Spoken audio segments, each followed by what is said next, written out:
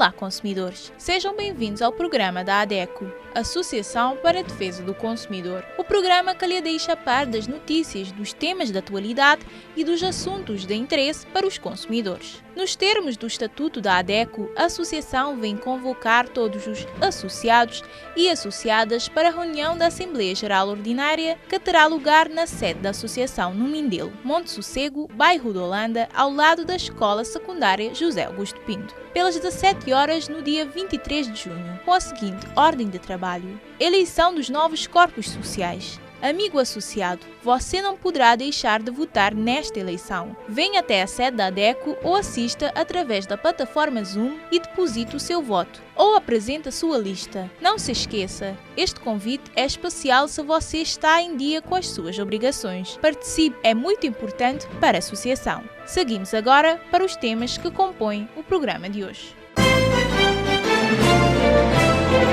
Em notícias da ADECO, a ADECO é um dos membros da Consumers International ao qual foi concedido o subsídio do Fundo de Ação Verde Green Action Fund.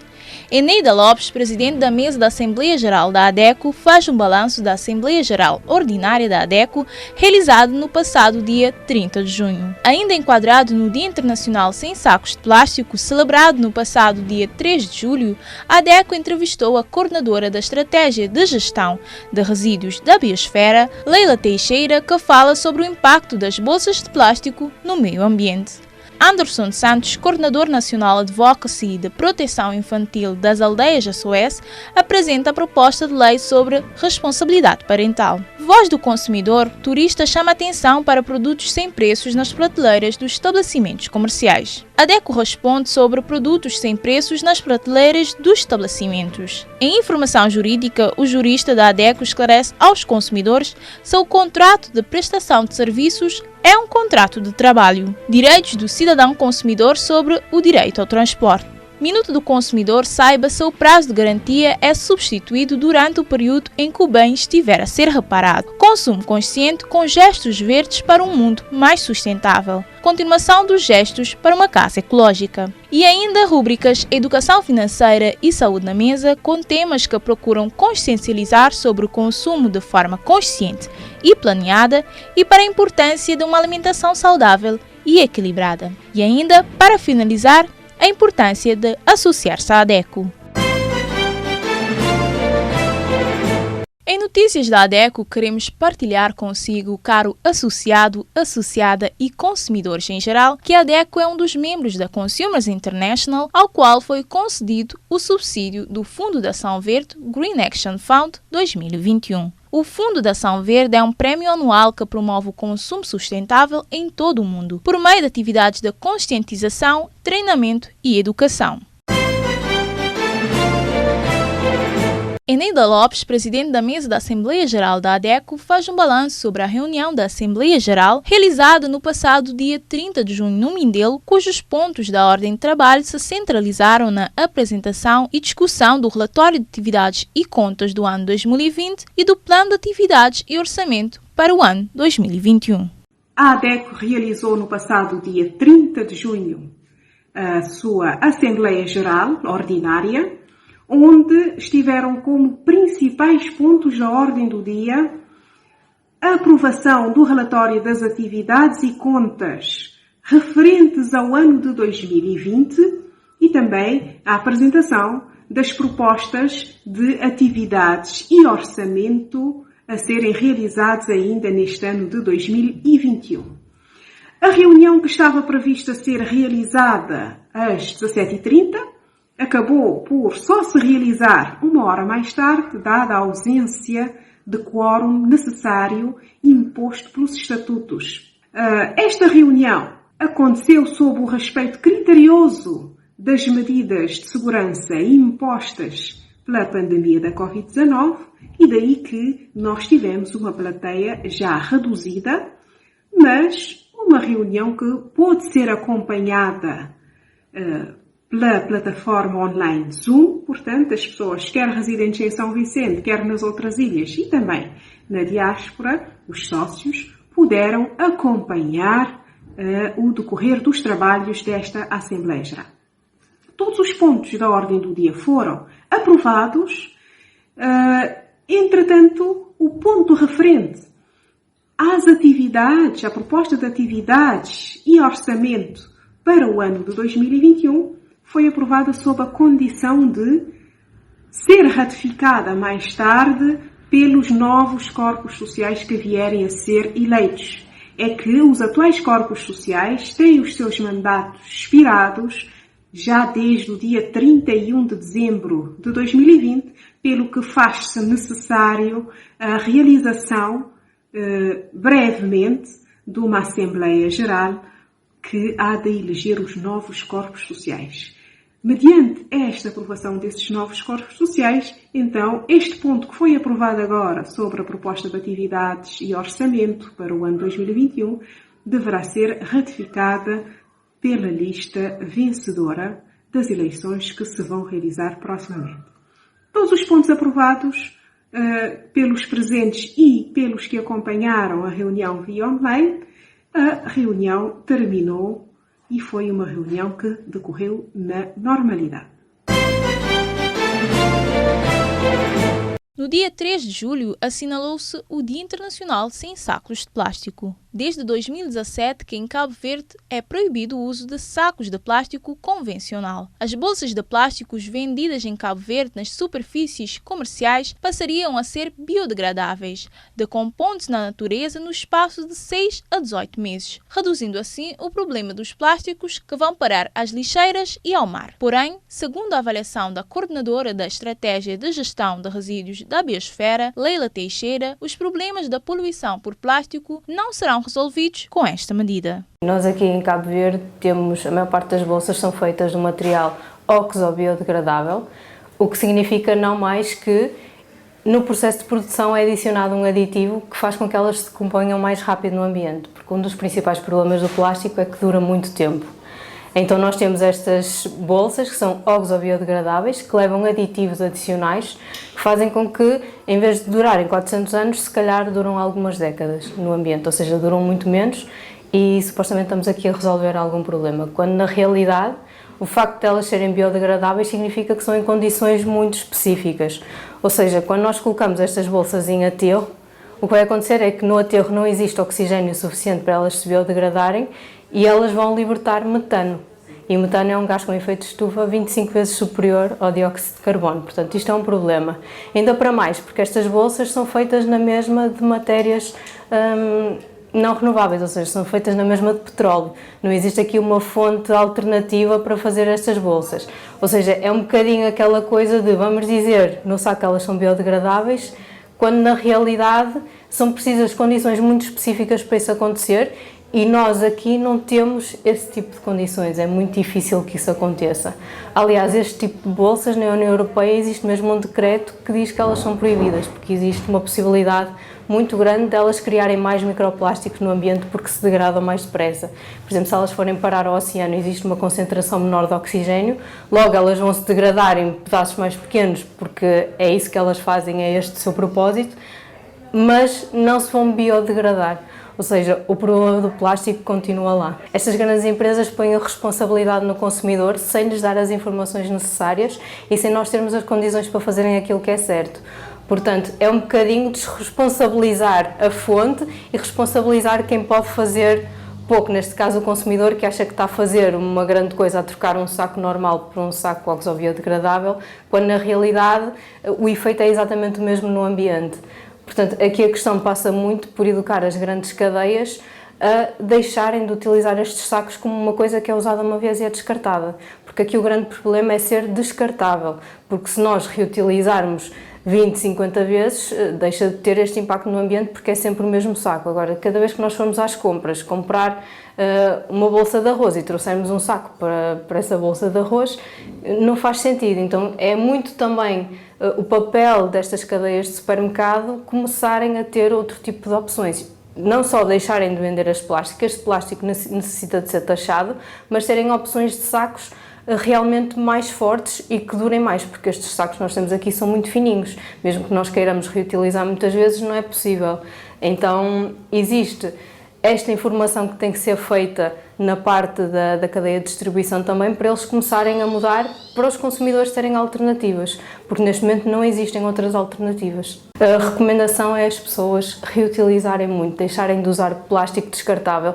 Não só plástico, qualquer tipo de material que seja para usar uma vez e deitar fora, está a fazer mais danos no ambiente do que propriamente bem, mesmo que seja papel, porque apesar do papel se degradar de uma forma diferente do plástico, o que é bom, precisou de muitos recursos para ser produzido. O papel não vem do nada, são muitas árvores que são deitadas abaixo. O processo produtivo é muito pior, só para vos dar assim uma ideia, o processo produtivo do papel é pior que o processo produtivo de plástico em termos de gastos de água e de gastos de energia. Ou seja, no momento do descarte o papel é melhor, mas se nós olharmos para o ciclo de vida todo, não é. Ou seja, estamos novamente aqui a enganar um bocadinho o consumidor, a dar-lhe uma opção mais sustentável, quando na realidade é mais uma vez essa desresponsabilização das organizações que estão por trás.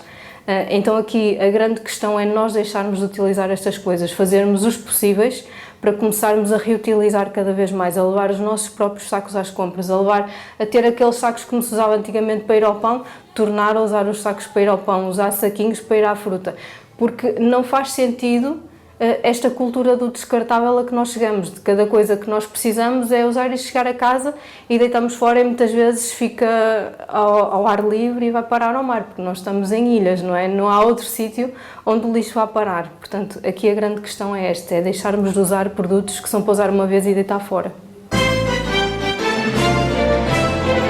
Anderson Santos, coordenador nacional Advocacy da Proteção Infantil das Aldeias SOS, nesta semana vem clarificar sobre o que consiste a proposta de lei de responsabilização parental. A campanha Responsabilização Parental iniciou em 2019, onde reunimos um grupo de parceiros relevantes na matéria da infância, da justiça e da área da legislação e também do Poder Executivo, para discutir sobre a problemática da irresponsabilidade parental.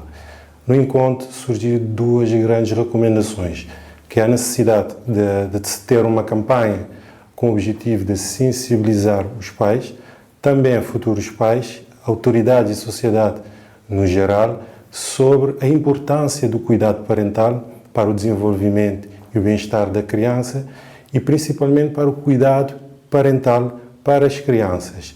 E também, igualmente, para sensibilizar ou conscientizar as autoridades para a necessidade da criação de mecanismos legislativos para responsabilizar os pais no caso de incumprimento das irresponsabilidades parentais. E também outra recomendação foi a criação de uma lei, porque na nossa legislação tem alguns artigos avulsos no nosso ordenamento jurídico. Então, a nossa ideia é sistematizar essas leis em um documento específico. Temos início a elaboração dessa lei, onde conta com um conceito sobre a responsabilidade parental, ou seja, trazemos para o ordenamento jurídico nome iuris responsabilidade parental, tirando do foco num pai que tem no nosso ordenamento o poder parental, o poder paternal, mas sim o poder parental, onde as responsabilidades são de ambos, tanto do pater também como da mater, e também das responsabilidades em si, onde temos as responsabilidades que o próprio Código Civil traz, o próprio ECA também traz, da Convenção traz. Então sistematizamos essas responsabilidades num rol exemplificativo, que também pode entrar outras responsabilidades parentais.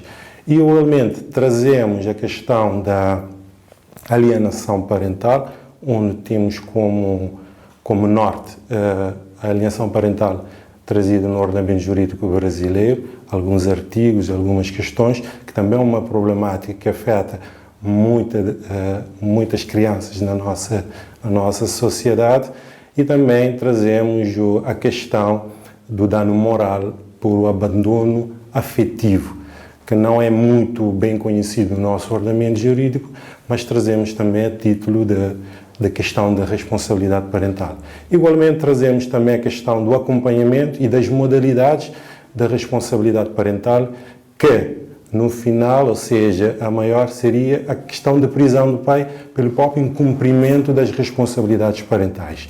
E também do próprio Estado, que também se assume como responsável subsidiário dos próprios pais, quando não tem condições financeiras ou condições de cuidar dos filhos, assim o pai vem em substituição.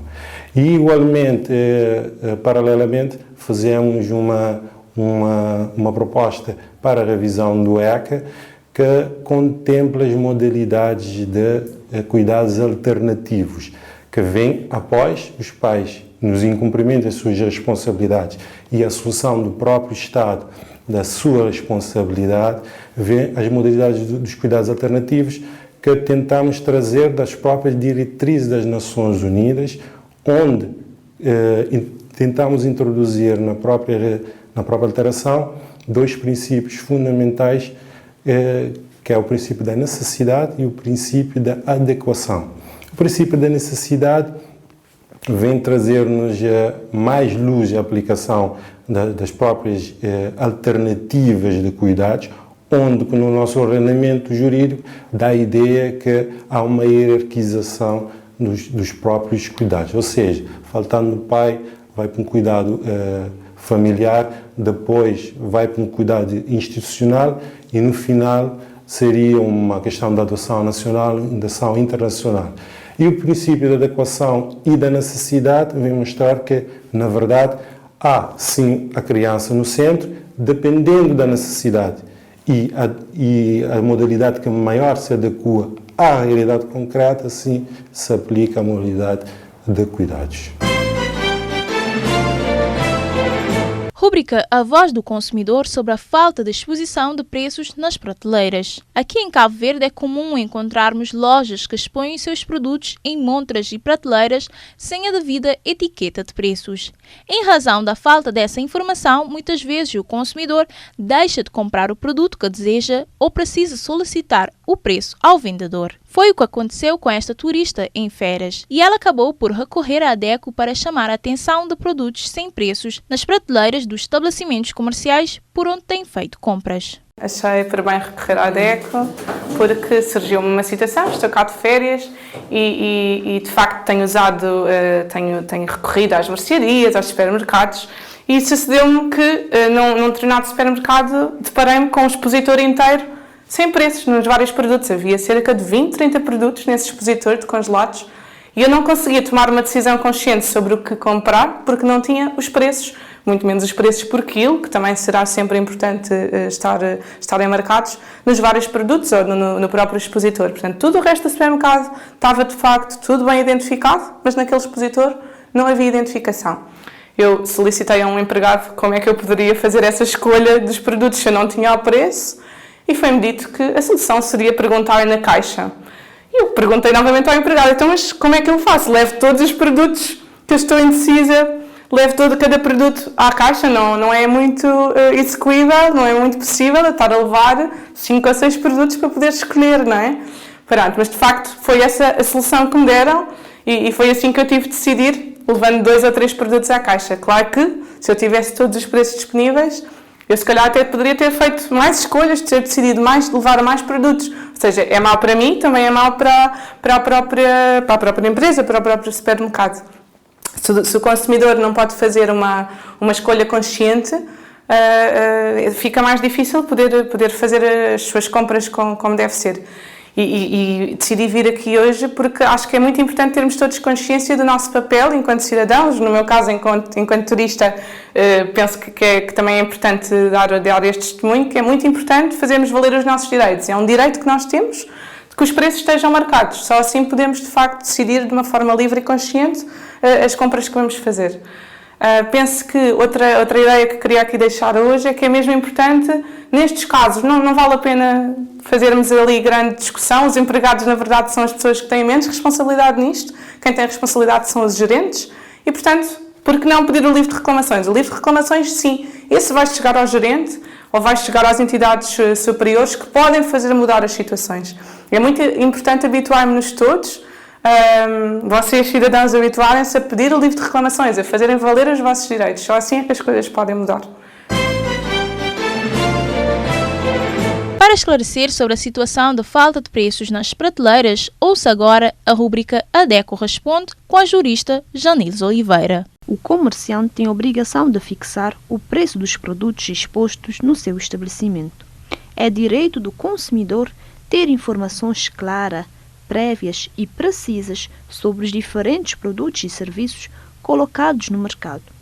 Tais informações dizem respeito à composição, propriedades, finalidade e, claro, ao preço, entre outros dados importantes. Sempre que o consumidor perceber a ausência dessas informações, deve denunciar, uma vez que, não havendo o preço do produto na prateleira, existe omissão de uma informação importante sobre o produto e o consumidor fica limitado se quer fazer uma comparação de preço, para assegurar que a compra seja feita de forma consciente e livre de abusos. O objetivo de constar o preço em todo e qualquer produto exposto à venda é justamente para que o consumidor não tenha que socorrer-se do auxílio do vendedor do estabelecimento caso não o deseja, evitando o incumprimento do direito à informação ao consumidor e também evitando conflitos de consumo. Caro consumidor, esteja sempre atento aos seus direitos e deveres para um relacionamento de consumo mais saudável, evitando conflitos de consumo. Em caso de dúvidas, esclarecimentos ou reclamação, contacte a ADECO. Você que é nosso associado ainda não atualizou seus dados pessoais na ADECO, mantenha suas informações atualizadas e colabore com uma ADECO cada vez mais próxima dos seus associados. A nova base de dados de sócios da ADECO já está ativa e veio para potencializar a gestão de informação e comunicação com os sócios. Um objetivo há muito pretendido pela associação que finalmente tornou-se realidade. Mas o bom funcionamento da nova base de dados depende principalmente de si, sócio da ADECO. Como você pode ajudar? Atualizando os seus dados pessoais através dos nossos telefones 232 7033 973 32 30, e-mail informacãoadeco@gmail.com, site adeco.cv, redes sociais, presencialmente na sede ou nas delegações da ADECO.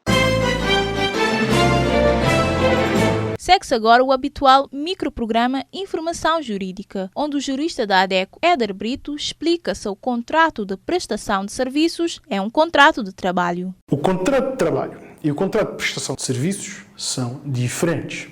Portanto, vamos conhecer as diferenças que existem entre estas duas modalidades. Em termos laborais, jurídicos e financeiros, definem vínculos profissionais distintos.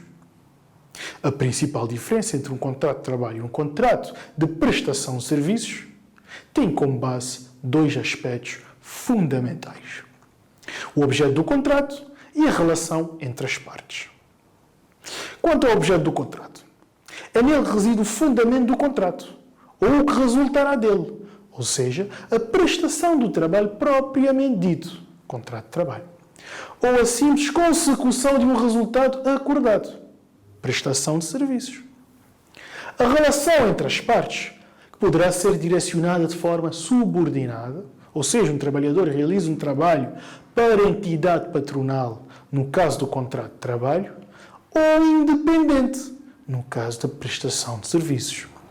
É neste aspecto que permite avaliar, em última instância, se um contrato é considerado um contrato de trabalho ou se é considerado um contrato de prestação de serviços, consoante for de índole subordinada ou autónoma. Financeiramente, qual é a diferença entre o contrato de trabalho e o contrato de prestação de serviços? Numa atividade profissional, com contrato de trabalho, o indivíduo tem o dever de prestar uma atividade laboral a uma ou mais pessoas, de forma subordinada, ou seja, sob a autoridade e direção destas. Já o contrato de prestação de serviços é aquele que uma das partes tem o dever de fornecer à outra o produto do seu trabalho intelectual ou manual, independentemente de haver ou não uma relação de autoridade ou direção. Resumidamente, o principal elemento diferenciador entre um contrato de trabalho de um contrato de prestação de serviços reside na existência da autoridade, no caso de contrato de trabalho, ou na ausência da autoridade, no caso de contrato de prestação de serviços. Por outras palavras, um contrato de trabalho é automaticamente considerado como tal nas situações em que se verifique que o trabalhador tem uma relação de dependência do beneficiário, se encontra inserido na sua estrutura organizativa ou executa um trabalho sobre as suas ordens, diretivas e instruções. Na rúbrica Direitos do Cidadão Consumidor, saiba em que consiste o direito ao transporte com o jurista Éder Brito. O transporte em Cabo Verde, para os cabo-verdianos e para os residentes em Cabo Verde, é uma atividade de competência pública. O transporte aéreo, o transporte marítimo, o transporte terrestre, é tudo de competência pública. Isto porque são atividades, embora não estejam presentes na nossa legislação de serviços essenciais, são atividades essenciais. São atividades que devem ser prestadas ao público com qualidade. São atividades que devem ser praticadas a preços sociais, a preços que tenham em vista a capacidade financeira da população. Cabo Verde é constituído por 10 ilhas, 9 das quais habitadas. Portanto, para que possamos ter a possibilidade de circular entre as ilhas, precisamos de um transporte de qualidade e a preços razoáveis, dentro da razoabilidade da nossa capacidade financeira, onde o salário mínimo é de 13.000 escudos. Ou seja, nós temos obrigatoriamente de ter transportes públicos que vão refletir essa capacidade financeira. E não falo somente do transporte marítimo, falo também do transporte aéreo, porque aqui em Cabo Verde o transporte aéreo não é um luxo. Viajar dentro das ilhas de Cabo Verde não é um luxo, é uma necessidade. É uma necessidade, porque somos um país, embora um país insular, não é como em Portugal. Se eu quiser ir de Lisboa à cidade do Porto, eu vou de carro, eu vou de autocarro, eu vou de transporte coletivo, a um preço bem menor do que se eu quisesse ir de avião. Se eu quiser, eu posso apanhar um avião em Lisboa e ir para o Porto. Ali sim seria um luxo, seria algo supérfluo. Não seria necessariamente uma atividade essencial. Não seria um serviço essencial. Mas em Cabo Verde não. Em Cabo Verde não existe outra possibilidade. E ir de barco, que também é uma atividade essencial para o cabo-verdiano, demora muito mais tempo, enquanto que viajar de avião de São Vicente para a cidade da praia, Ilha de Santiago, são 45 minutos. Se eu quiser ir de barco já são horas e horas. Eu saio à noite e chego de manhã. Às vezes a utilidade, os custos de oportunidade são enormes. Eu não tenho essa possibilidade de despender tanto tempo para viajar para outra ilha, para ir tratar de um caso urgente. Portanto, os transportes aéreos e também os marítimos em Cabo Verde são essenciais e todo o cabo-verdiano tem direito ao transporte. Todo o cabo-verdiano. E é da competência pública. O público pode atribuir esse poder de explorar essa atividade ao privado. E isso sem problemas. Está previsto no nosso ordenamento jurídico. Mas o privado que assumir tem de fazê-lo dentro da qualidade exigível, dentro do diapasão de preço razoável, para que os cabo-verdianos possam ter a possibilidade de se deslocar entre as ilhas na medida de uma atividade essencial, na medida de um direito de ir e vir. O nosso direito de ir e vir em Cabo Verde não é somente no nosso município, não é somente na nossa ilha, é entre as ilhas. Entre as ilhas. Eu ir para a praia não é um luxo. Eu ir para o município do Porto Novo não é um luxo. É uma necessidade, porque nós temos de ter um sistema de transporte que nos permite deslocar-nos entre as nossas ilhas. Sem falar, obviamente, que é uma necessidade obrigatória termos a possibilidade de nos deslocar dentro dos nossos municípios ou entre os nossos municípios na nossa ilha. Temos de ter um transporte público ou privado, mas de fiscalização pública, obviamente. Quem faz este trabalho é a Agência Reguladora Multissectorial da Economia, que fiscaliza os transportes coletivos rodoviários, como nós temos a Transcor em São Vicente, ou então a Amizade, também em São Vicente, e essa atividade tem de ser prestada com qualidade e a um preço razoável. Ou seja, temos todo o direito ao transporte com qualidade e a preços razoáveis. Na rúbrica Minuto do Consumidor, saiba se o prazo de garantia é substituído durante o período em que o bem estiver a ser reparado. Olá, consumidores! Damos continuidade à série de programas sobre prazos de garantia. Para iniciar o tema de hoje, imagine que você comprou um eletrodoméstico e este apresentou um pequeno defeito, como uma peça solta. Ao detectar o defeito, você foi reclamar, dentro do prazo de reclamação, que é de até 30 dias após o conhecimento do defeito. A solução apresentada pelo fornecedor do produto foi a reparação. Então a questão é, o prazo de garantia suspende-se durante o período em que o bem estiver a ser reparado? A contabilização do prazo de garantia deve sim ser suspendido, pois durante este período você não está a utilizar o bem. Mas para que possa usufruir deste direito, é essencial guardar todos os documentos relativos à entrega do bem para a reparação e do seu levantamento após a mesma. Verifique sempre se os documentos estão com a data correta. Esteja sempre atento aos prazos de garantia, conheça seus direitos e, quando os seus direitos forem desrespeitados, faça uma reclamação formal. Peça o livro de reclamações. Na próxima semana, regressamos com mais temas sobre prazos de garantia. Dicas para manter uma casa ecológica é a proposta da rubrica Consumo Consciente desta semana com Kathleen Silva. São 50 os gestos verdes para um mundo mais sustentável que eu estarei a tratar aqui no Consumo Consciente, semana após semana. E na edição de hoje eu vou continuar a apresentar aos consumidores gestos simples para uma casa ecológica. Fique atento e tome nota. Iniciamos com limpezas com produtos verdes. O ácido cítrico é um anticalcário mais ecológico e eficaz do que o vinagre.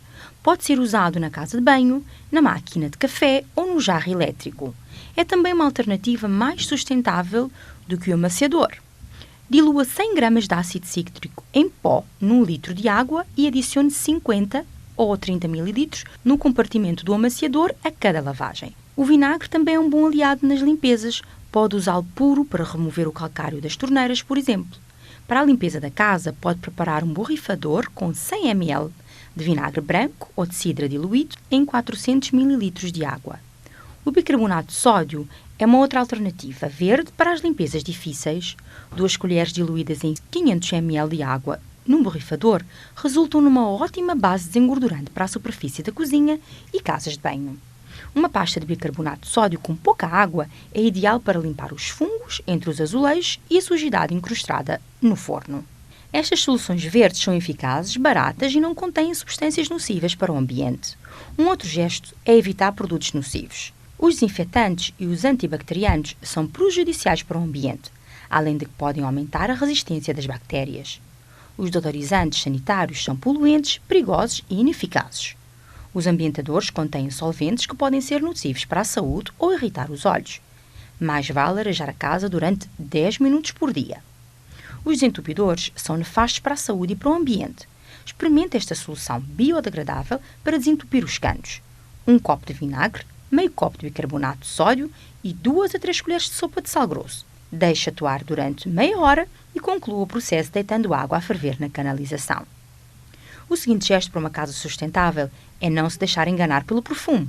E o que é que eu quero dizer com isto? Não se deixe impressionar pelos rótulos que prometem perfumes exóticos ou aroma à flor de laranjeira, por exemplo. Trata-se geralmente de corantes e perfumes sintéticos que em nada contribuem para a limpeza. No caso dos ingredientes realmente naturais, estes estão presentes em percentagens tão baixas que não têm influência na eficácia do produto. Outro elemento a não menosprezar, os perfumes poluem e podem provocar reações alérgicas a pessoas mais sensíveis. Por razões ambientais e de segurança, o melhor será optar por um detergente incolor, acondicionado numa embalagem opaca. Quanto ao perfume, é preferível optar por fragrâncias suaves que não contenham alergénios. Como acabou de ouvir, este conteúdo foi baseado no guia da DECO Proteste e procura dar pistas para que no dia-a-dia o consumidor possa fazer escolhas que tanto poderão beneficiar o ambiente como o seu bolso. Já sabe que implementá-las vai depender de si. Eu volto na próxima semana com mais gestos verdes para um mundo mais sustentável. Na rúbrica Educação Financeira, Herman Freire explica-lhe como fazer o dinheiro trabalhar para si. Faça o seu dinheiro trabalhar por você. O controle e corte dos gastos é uma atividade que exige disciplina. Para você ter mais dinheiro para investir ou guardar, terá que fazer cortes nos gastos. Fazer corte de gasto exige disciplina e mudança de hábito para poder ter receita superior às despesas. E o passo seguinte é investir. Quanto mais conseguir economizar e investir, mais rápido você conseguirá atingir suas metas. É claro que quanto mais dinheiro você tiver para investir, melhor. Mas outro fator fundamental que muitas vezes não levamos em consideração é o tempo de investimento. Ele funciona como uma mola que impulsiona os seus ganhos. É como se você ganhasse um prêmio para manter o seu dinheiro investido por mais tempo. É claro que quanto mais cedo você começar a investir, melhor será. Mas se você ainda não começou, não pense que agora é muito tarde. A verdade é que nunca é cedo ou tarde para começar. O mais importante é investir e fazer o seu dinheiro trabalhar por você. Todas as semanas, a nutricionista Gisele Mota traz-lhe dicas para uma alimentação saudável e equilibrada na rúbrica Saúde na Mesa. Os vegetais são essenciais para uma alimentação saudável. São ricos em vitaminas, minerais, fitoquímicos e fibras que favorecem o bom funcionamento do intestino, ajudam no controle da glicemia e contribuem para a redução dos níveis do colesterol. A cor dos vegetais nos ajuda a identificar algumas vitaminas ou minerais que estão presentes na sua composição. Por exemplo, os verdes escuros são ricos em cálcio e magnésio, os amarelos alaranjados têm beta-caroteno, os da cor vermelha, como o tomate, possuem licopeno, que é um potente antioxidante, lembrando que o licopeno torna-se ativo quando submetido ao calor. Fazem parte do grupo dos vegetais as folhas, frutos, flores, raízes, tubérculos e caules. Das folhas, temos os vegetais folhosos de tons verde, como alface, agrião, couve, espinafre, rúcula, salsa, repolho. Frutos, temos tomate, abóbora, abobrinha, berinjela, pimentões e pepino. Flores, temos o brócolis e couve-flor. Raízes, cenoura, beterraba, mandioca, inhame, cebola, alho, nabo e rabanete. Tubérculos, a batata doce e batata inglesa. E caules, temos o aipo.